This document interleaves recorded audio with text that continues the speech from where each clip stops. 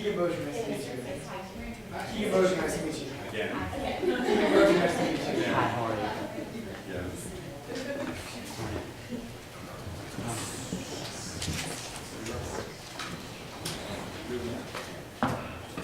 You may be seated.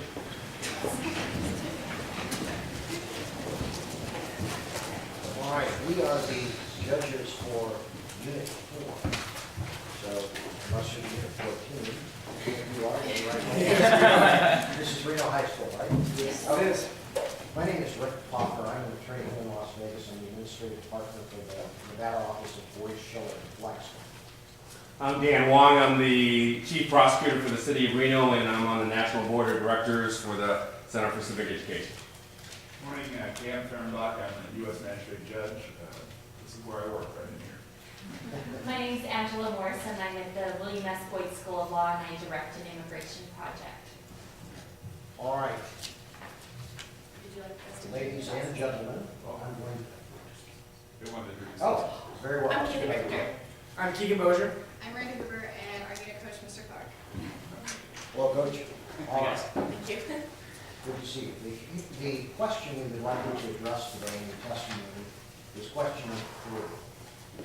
And that question reads as follows.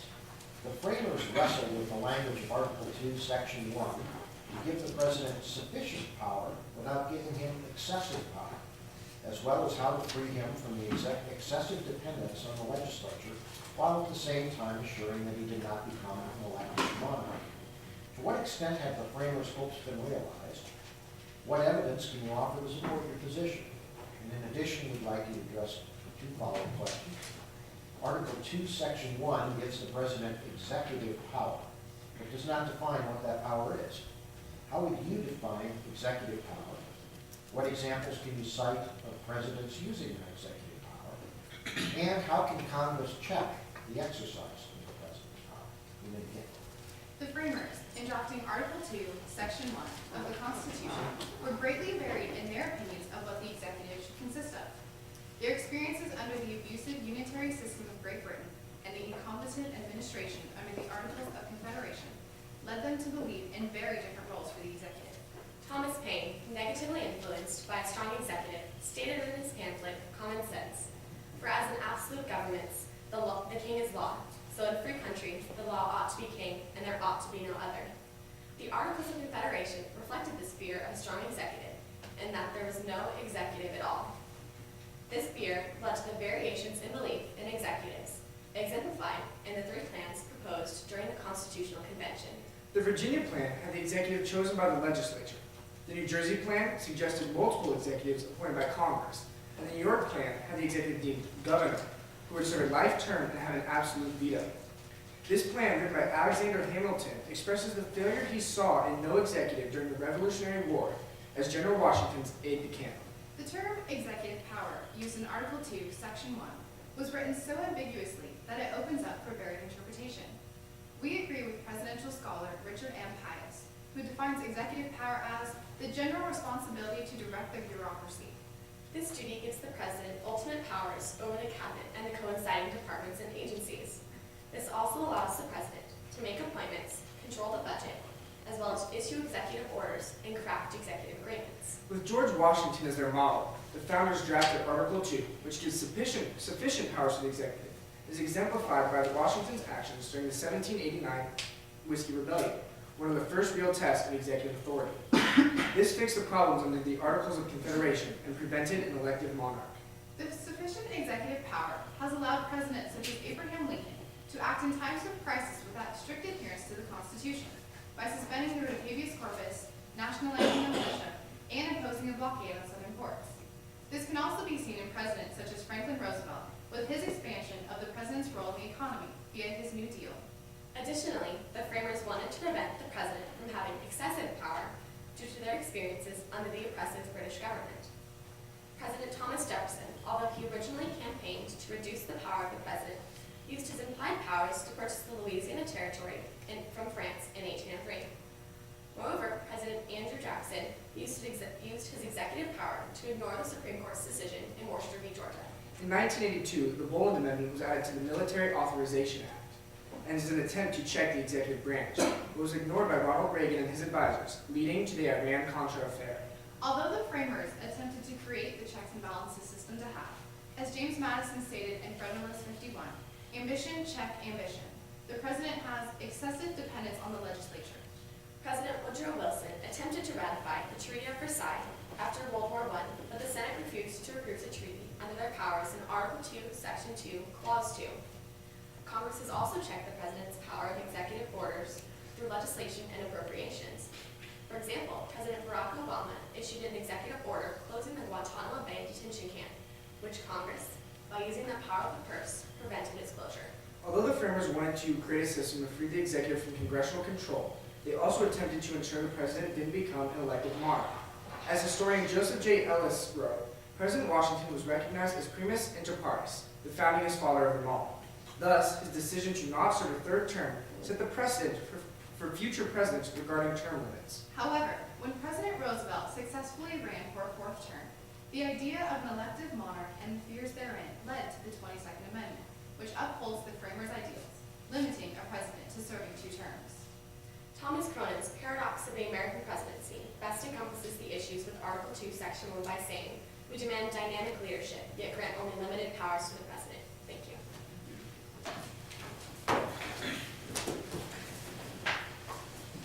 Since I'm the chair, I get to ask the first question. What I'm wondering is, maybe, has Congress relinquished too much power to the president? Some of the examples you've given seem like pretty extreme behavior by presidents, both good and bad. And can you tell me why you feel they have or they have not? I would agree with that statement in that President William Howard Taft once said that the cabinet is a mere creation of the president's will. It only exists by custom. So looking at something like the cabinet, it has expanded so greatly where President Washington only had 3 initial advisors, but nowadays it's numerous agencies and government programs. As we stated in our testimony, President Abraham Lincoln suspended the writ of habeas corpus and also nationalized the militia, but this was also through moral standards. But Congress allowed this to happen, even though it was supposed to be against the Constitution. Can you repeat the question? I'm sorry? Can you repeat the question? Yes. Has Congress relinquished too much power? And if you believe so, why? Or if you believe not, why not? I believe that Congress has relinquished too much power, and you can see this in the bureaucracy and in the agencies that have developed. For example, after 9/11, the Department of Homeland Security, although it was necessary to create this department, Congress approved it, and now the executive branch has grown significantly. You can also see this in the president's executive offices and the White House staff that are essentially his group of advisors that are entirely unchecked by Congress, and Congress lets them exist. Late last year, this article came out entitled "Dysfunction on the Hill." A few days later, this article came out. Obama uses his executive power to get past Congress. Does this justify this? Explain your answer. I would say absolutely that the dysfunction on the Hill, as is in that article, would greatly justify that. You can see this through executive orders and executive orders in throughout history. So executive orders like the internment of the Japanese is something that was terrible at the time. And now with Truman and the desegregation of the military. So I think that the president needs to take that big, powerful role if Congress is not getting their jobs done. Could you please ask your question again? Does dysfunction in Congress justify a president using executive power to get past Congress? No, it does not justify the president using powers that he was not given. Article 2, Section 1 is where the president's powers were given to him. It's also known as the wild card statement, which is where he derives the executive orders from. However, getting around Congress is not appropriate for the president. A good example of this is President Barack Obama just recently, with the debt ceiling and super committee, the budget and the debt ceiling is entirely up to Congress, and he's trying to make Congress functional and say, Congress, you need to pass the debt ceiling, do all of these things, and they did not. And I think that he was well within his presidential powers to not overstep that boundary and to force them to do something about it, which is what he should do. Presidential scholar Richard M. Pius once said that if the legislation is successful, questions of legitimacy recede to the background. So I think that that's a great quote where if the president steps in and he does a good job, then the media and us as citizens are going to look at that and say it's a good thing for the president to do that. But if it's unsuccessful, then it will not. Okay. Another, of course, area of tension in the balance of power is between the executive and the Supreme Court. How can the Supreme Court check the exercise of the president's power? The Supreme Court can check the exercise of the president's power by limiting the president's power. And a great case of this is Youngstown Sheep and Tube Company v. Sawyer, in which the president was deemed that he could not, in a military time, take control of steel mills for the general good. You can also take this back to the Civil War and Abraham Lincoln's actions during the Civil War and Ex parte Milligan and Ex parte Merriman, which the Supreme Court declared that his actions were unconstitutional, so that wasn't a check on the president. Another look at this is the fact, just the basic separation of the branches that we have. So there are the three branches of government, and the executives, all of them can check each other, whereas if you look at the British government and their parliament, the Supreme Court, their highest court, is in the House of Lords, and it really has no check on the executive itself. What role, if any, can public opinion play in checking or limiting the exercise of presidential power? Public opinion has a great influence upon the presidential power. President Clinton, he's the highest approval rating of the public from all times, and all the general public as a whole and public opinion reflect on President Obama negatively, and we view the president as people to have more powers. So we think that the people believe the president has more powers than he actually does, which gives him more powers, so he has more room to do things. So it has this very strong influence on the president. Public opinion is very strong because, as we've seen, Congress has about a 9% approval rating right now, and that directly reflects on the president. And as the President Obama stated in his recent State of the Union address, he told the American public that if they wanted a bill passed, that Congress needs to do it, and that he needs to get that bill on his desk to ensure that the Americans' wants and needs are directly reflected.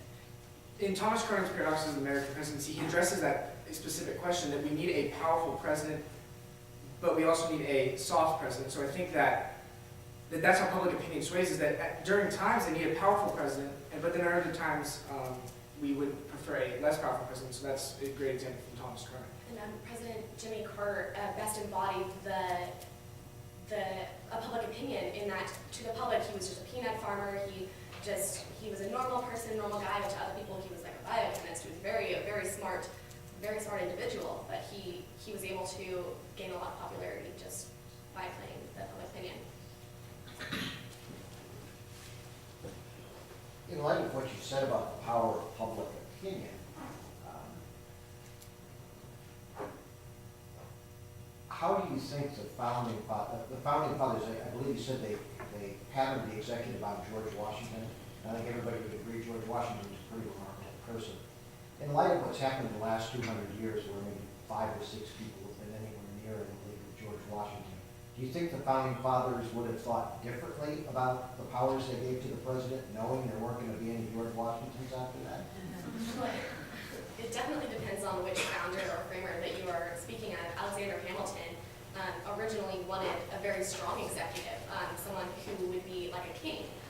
Whereas if you look at Patrick Henry, he was completely opposed to a strong executive. So it depends on which founding father you're looking at. I think one of the greatest regrets that they might have is that giving the president commander-in-chief, just because the president has used this so sparingly. A lot of presidents don't even have military backgrounds, but you can look at Eisenhower, who did, President Eisenhower. But I think that would be something that they'd like to take away because they don't necessarily have that knowledge specifically of the military.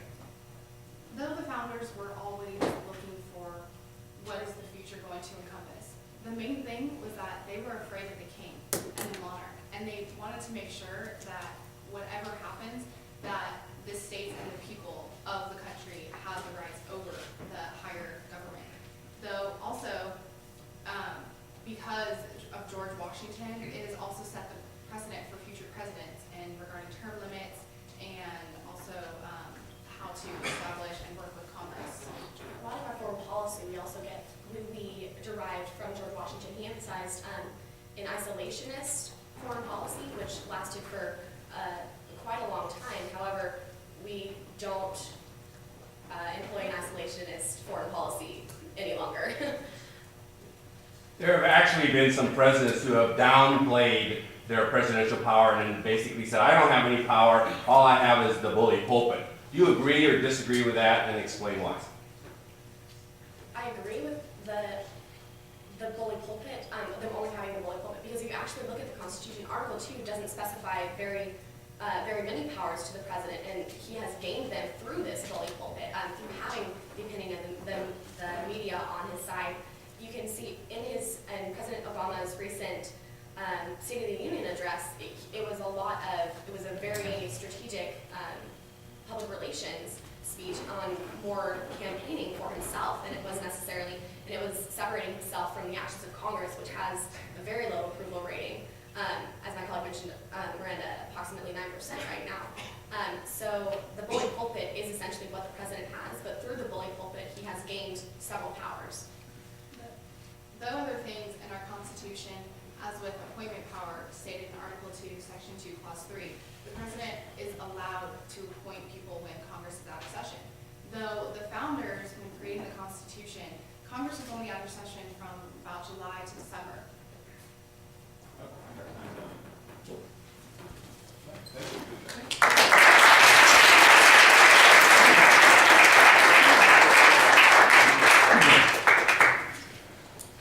Excellent job. And something that I noticed about halfway through your presentation is that although your prepared presentation seemed to make you a little nervous, a little over-reliant on those notebooks, once you got kind of questions that stimulated your thought processes and led you to draw on your knowledge, a little outside of the outlines and outside the questions, you're excellent.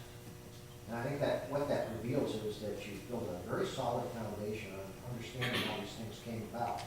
I want to compliment you especially on the examples you use, because I think I've heard more about James Madison in the last 2 hours than I did in the last decade. But Thomas Paine, very, very important. Never the president, never had that kind of accolade, but you've hit upon his intellectual centrality to the whole beginning of this country. The Articles of Confederation, most people can't even tell you what they are, but they're the main reason we have the Constitution we have today. I think it shows that you've dug a little deeper than just reading the text, and you've thought about these issues a lot too.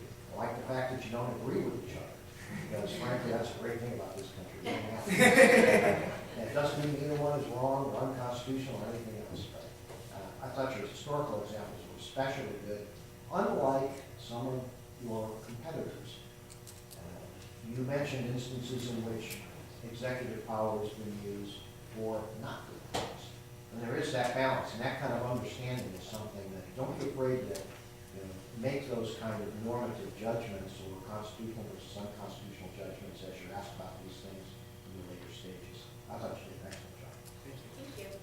I very much enjoyed your 4-minute presentation. It was very well organized. I thought you did a very excellent job in doing the analysis from the framer's standpoint with regard to presidential power. And your answer showed an understanding of presidential power because you actually used examples through the entire history of the United States from the different presidents, including the current president. I thought you did a very good job. The only feedback for improvement or question is I'd have you go back and look at the internment of the Japanese. I think, quite frankly, Congress would have acted if they'd been asked to act. The internment, I think, was primarily by presidential order. But other than that, I thought your examples were very applicable examples to support your opinion. Good job. I agree. I was just really taken with your prepared presentation, the way it just sort of seamlessly weaved between the founding issues and then examples after that, back and forth. It clearly put a lot of work into that, and it just, I thought that was really very strong. And so I'm going to pick up on that as well. As I thought your real strength also was in your answers when you were giving just a wide range of examples, and you immediately had an example that was responsive to the question. And what I really liked about the introduction was that weaving between kind of the historical underpinnings, and modern day examples or more concrete examples. And I would say maybe in the future do that a little bit more in the answers as well. And that would really ground the answers, that you've got this good, great, concrete example, and then you bring it back to the constitutional underpinnings.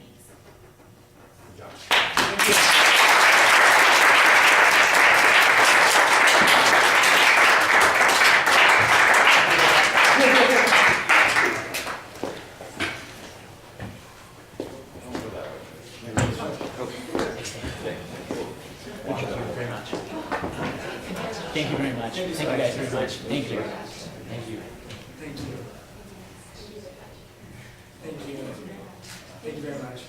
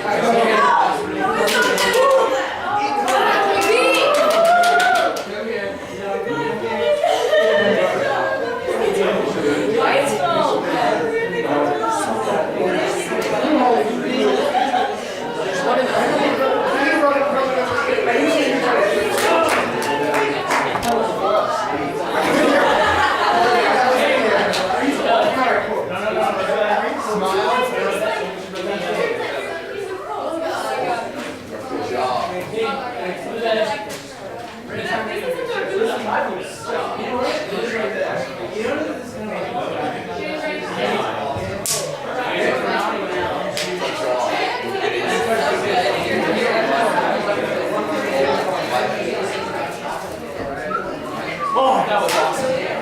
Need a little plug? There's some down there. Don't unplug it up. I want to. There's four.